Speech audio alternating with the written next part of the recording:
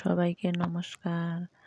আমি নতুন ভিডিও নিয়ে এসেছি। আমি আবার নতুন রেসিপি তোমাদের সাথে শেয়ার করব। আজকে আমি নিয়ে এসেছি ফুলকপি, আলু, টমেটো মাছের সাথে রান্না করব।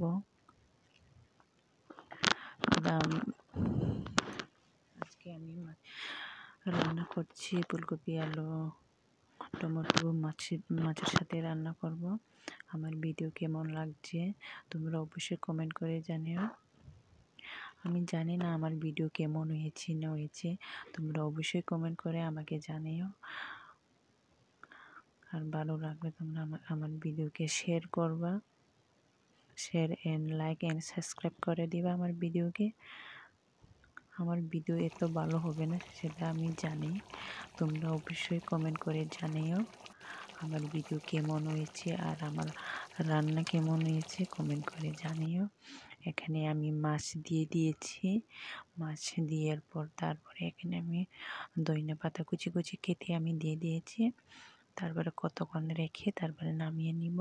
আজকের জন্য এতটুকু ভিডিও। সবাইকে নমস্কার।